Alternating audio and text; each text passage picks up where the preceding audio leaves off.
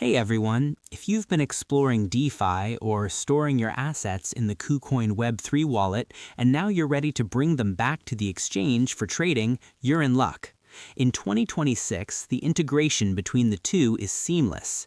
Today, I'm showing you the quickest way to move your funds from your self-custody wallet back to your Kucoin account on desktop. Let's get it done. Step 1. Get your exchange deposit address. First, you need to know where the money is going. Log in to your Kucoin exchange account on your browser. Hover over the Assets icon and click on Deposit. Select the coin you want to transfer, for example USDT, and most importantly, select the network like ERC20, KCC, or Polygon. Copy that deposit address.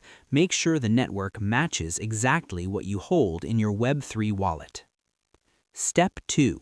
Open the Kucoin Web3 wallet in your browser. On the main dashboard, click the Send button. Select the asset you want to move. The wallet will show your available balance across different chains. Step 3. Paste and confirm. Paste the exchange deposit address you copied in Step 1 into the recipient field. Enter the amount you wish to transfer.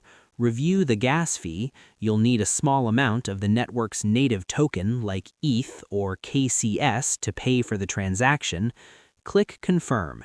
In 2026, since this is an internal ecosystem transfer, it's usually processed within minutes.